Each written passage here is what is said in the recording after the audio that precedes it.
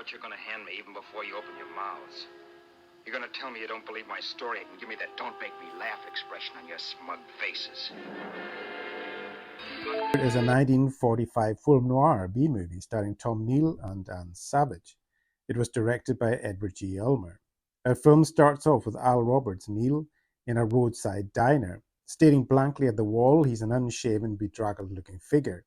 A real mess, edgy and troubled, with the weight of the world on his shoulders. He has an argument with a customer about the music playing on the jukebox, a recurring theme in the movie. The song is driving him crazy. Then Al starts to tell us his story in flashback. A talented but undiscovered pianist in a sleepy New York club, he's on his way to LA to marry his girl. She's a singer, moved out to Hollywood a few weeks before to make her name. Now he's hitchhiking his way there to start afresh too. After catching a ride with a bookie named Haskell, he's in luck as the man is going all the way to LA.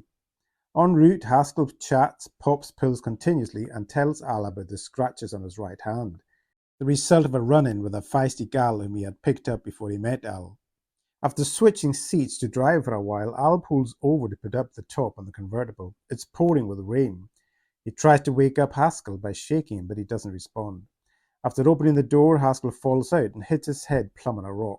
Haskell is dead. Panicked, Al fears he's going to go down for murder, after plenty witnesses saw him getting a lift from Haskell. In his position, the cops will never believe him. It's a bad rap, he's in a jam. Al hides Haskell's body in the roadside brush and, after changing clothes, assumes his identity. He stops at the next gas station and picks up a woman, a young hitchhiker.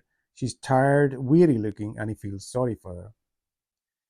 Well, let's just say she's the same feisty woman who had the tussle with Haskell, leaving him with a painful reminder. She's Vera, Anne Savage, a real piece of work, loud, brash, a bit crazy even. She's got trouble written all over her pretty young face. But worst of all, she knows Al's game. She squeezes him for Haskell's money and car, otherwise she's going to the cops. It looks like Al's gonna have a partner in crime for the rest of the journey. Detour has a big reputation among critics, and it's a bit of a cult classic. It was shot on a very small budget, and in spite of its meager production, it looks really nice, crisply shot in black and white, and has a nice feel to it. Tom Neal is pretty darn good as our extremely unfortunate anti-hero. And believe me, his bad luck don't end there. Is this guy cursed with misfortune or what? He doesn't need to buy a lottery ticket anytime soon, that's for definite. Neal certainly hits all the right notes of a man in his position and looks the part, darkly brooding and confident, but not cocky. Anne Savage, however, was a little difficult to watch, a bit overwrought, a tad too dramatic to be believable. I'm not sure was it her acting or her dialogue, but some of her scenes came over a little forced in my view. Her character is a little too jarring, antagonistic for her own good.